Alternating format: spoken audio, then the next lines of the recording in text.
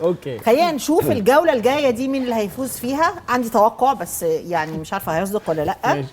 مع اسئله معلومات عامه بسيطه ومن مجالات مختلفه. في عصر اي ملك تم بناء ابو الهول؟ خفرع. صح. واجابه صحيحه على باب الله. هاني رمزي. فعلا كان من دي ايه خفرة على ان هو هتشوفها ايام سودا يا ابني ده بس بالسلالة. انا ما جاوبش عليه، انا احنا مش كده. كسبنا من هو الفنان العالمي الذي قام بقطع اذنه؟ الراجل الملحن ده رسام. بيتهوفن. لا لا لا الرسام الرسام فان العالمي جوخ. لا فان جوخ. واجابه انا قلت حضرتك لا هنا الاول. هي قالت انت فان قلت جوخ فان الاول. جوخ.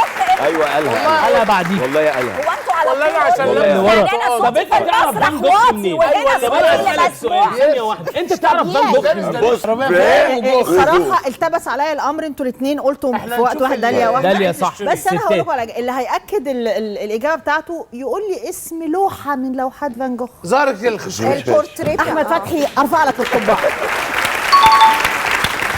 اظن لا الوحيده اللي انا انت عارفها قلت زهرة الشفتات. خشخاش. ارفع لك القبعه. زهر. لا تعالي على الخشخاش ده اساسا يعني مش انا صاحب هنغلط.